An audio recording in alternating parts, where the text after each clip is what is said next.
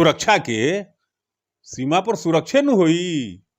एगो बारात के गाड़ी नेपाल नहीं खे जा सकत, ऊपर रुकावट बा एसएसबी की। लेकिन रात के 1 बजे डकैती करके 50 आदमी असहला बम लेके आ टप जाता नेपाल, तो बड़ा आश्चर्यजनक बात बा। पुलिस प्रशासन के ज्यादा अपने के गांजा पर, चरस पर, सोना पर, ड्रग्स पर, अपने के शराब पर, ए पर ज्यादा नजर बा। अपने के आपराधिक गतिविधि पर नजर नहीं है। ई चीज कहे के चाहता नहीं।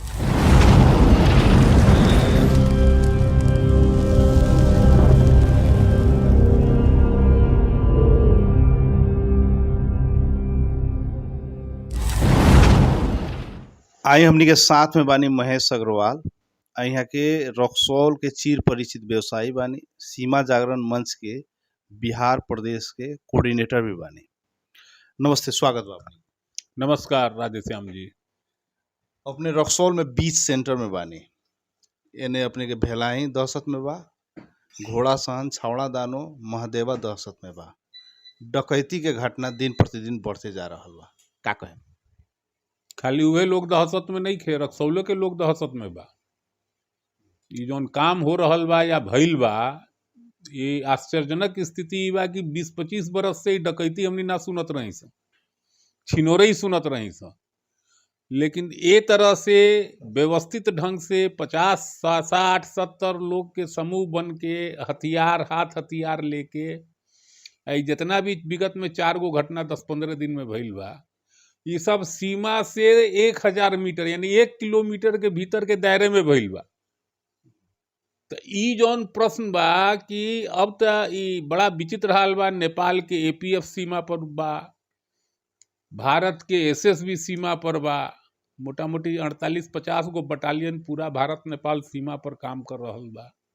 कौन काम कर रहा बा? सुरक्षा के सीमा पर सुरक्षे न होई।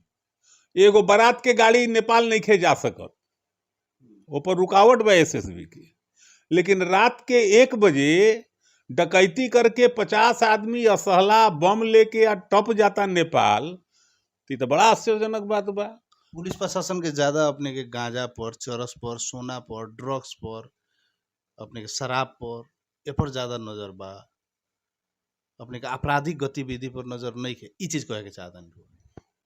हम ये बात नहीं कहे के चाहत, हम ये बात कहे के चाहतानी कि रात के 1 बजे 50 आदमी सीमा से 500, 700, 800 मीटर के अंदर में आके नेपाल से अपराधी आइल, डकैती करके नेपाल में घुस गईल, बम फोड़लक, बंदूक रहे उन लोग के हाथ में, हाथ हथियार पूरा रहे, मेटल डिटेक्टर रहे ओकनी के हाथ में, जौन हम सुनतानी।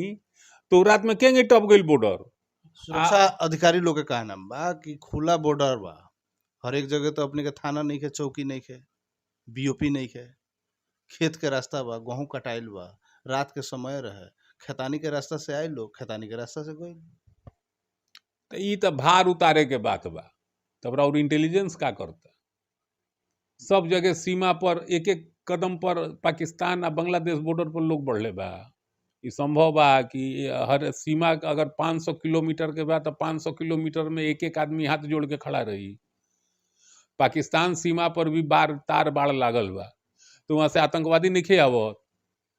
कहे के मतलब ये बा कि इंटेलिजेंस के फेलियर बा, प्रशासन के फेलियर बा। आई कहीं ना कहीं इशारा कर रहल बा कि कहीं ना कहीं खेल जे बा भइल बा, मिली भगत बिना ई खेल नहीं के हो सकत। एगो साधारण आदमी रात के 1 बजे बॉर्डर क्रॉस करो ना, उहे रास्ता से खेते से क्रॉस करो, जे का हाल होता ओकर। तो ई तो सवाल के जवाब भारत सरकार के गृह मंत्री के देवे के पड़ी। ए पर नेपाल सरकार के गृह मंत्री के जवाब देवे के पड़ी कि ओकर एपीएफ का करत रहे आ भारत के एसएसबी का करत रहे। यहाँ प्रश्न नहीं उठता, ये तो जवाब देवे के पड़ी। अच्छा, अपने के बीजेपी के यहाँ के बेतिया के सांसद जी भी आज आयल बानी, अपने के पीड़ित पक्ष से भी भेंट घाट कैनी है, वहाँ के भी अपने के विभिन्न स्टेटमेंट दे रहल बानी कि जब अभी बिहार सरकार जौन बा, नीतीश के सरकार में जदयू और राजद के अपने के गठबंधन बा, हमनी के तो प्रतिपक्ष में बानी सन, हमनी क्या करी सन? सरकारे के नीति ठीक नहीं है, सरकारे के सुरक्षा व्यवस्था ठीक नहीं है। अब जंगल राज धीरे धीरे बढ़ रहा बा बिहार में।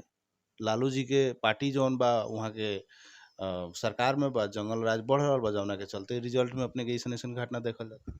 हम तो उनकर बयान नहीं सुन ले, उनका बयान पर हम कोनो कमेंटो ना करब।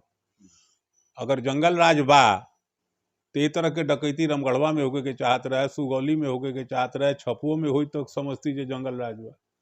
इस सीमाई क्षेत्र पर होके के कारण का बा, ई प्रश्नवाचक चिन्ह बा। पूरा नेपाल नारकोटिक्स के इकोनॉमी में फंसल बा, इतना गांजा और चरस के स्मगलिंग हो रहल बा। एसएसबी बढ़ले बा, नेपाल के एपीएफ बढ़ले बा। तो हम कोनो एक सरकार पर जिम्मेदारी नहीं डालब। अगर नेपाल के अपराधी भारत में आके काम करता आ भारत के अपराधी नेपाल में जाके अगर अपराध कर रहल बा, तो ऐसे बचावे के काम दोनों देश के जो सीमावर्ती क्षेत्र के जो प्रशासन बा, जैसे एसएसबी बा, वहाँ के एपीएफ बा, होकर जिम्मेदारी बनता।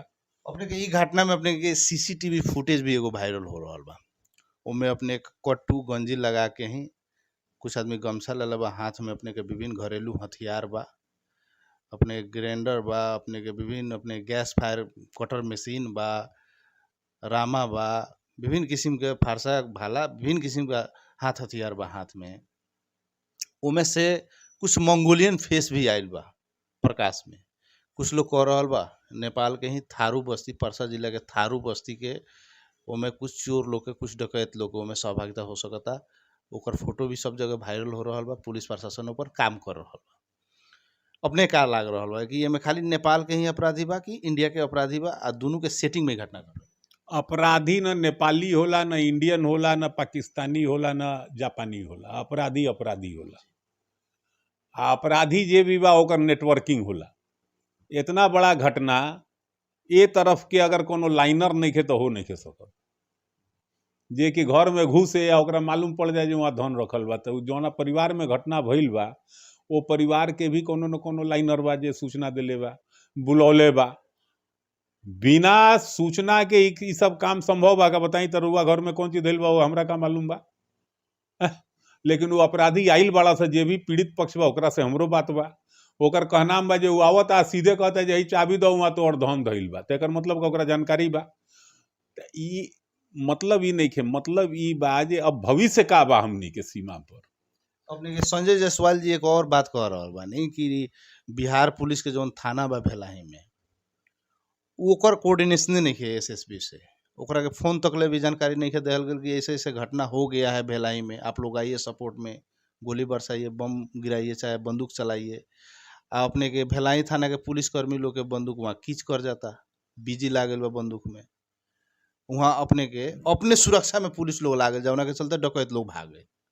ये कितना अपने के सुरक्षा निकाय खातिर, अपने के बिहार पुलिस खातिर कितना लाज के बात बा, कितना शर्म के बात बा। बिहार पुलिस अब सहदेवा महदेवा में भइल तो वहां से तो थाना बा मान ली 3 किलोमीटर। भिलाई में जहाँ घटना भइल बा वहां से 800 से 1000 मीटर पर बीपीओ बा एसएसबी के, आ थाना बा 200 से 250 मीटर पर।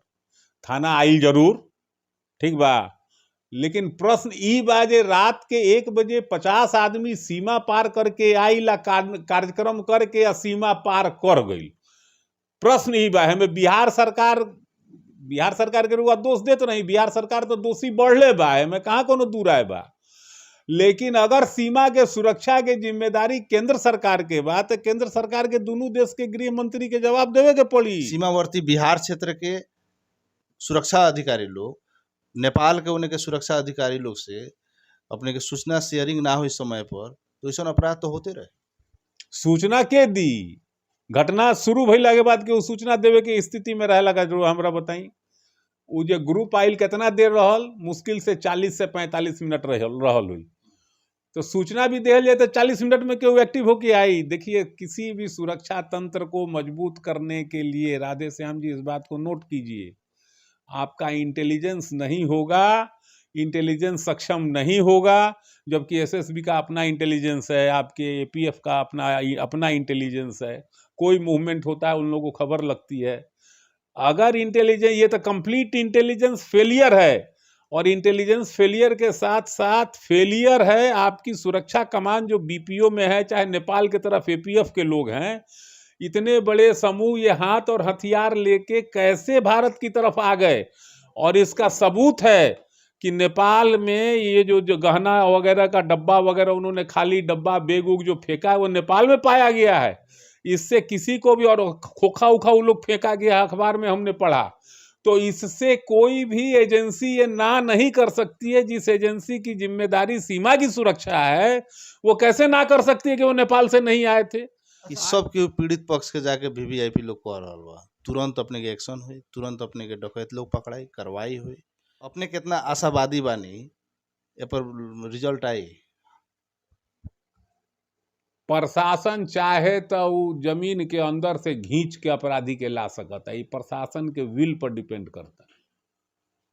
फोटो वायरल हो गए, सीसीटीवी फुटेज वायरल हो गए। भाई तो ऐसे बड़का सबूत का चाहिए आदमी के खोजेला।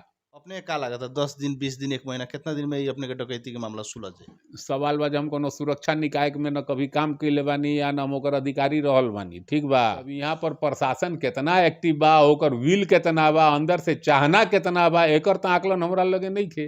लेकिन हम ये बात जरूर कह सकता नहीं, अगर प्रशासन अगर चाहे तो 24-48 घंटा बहुत होला।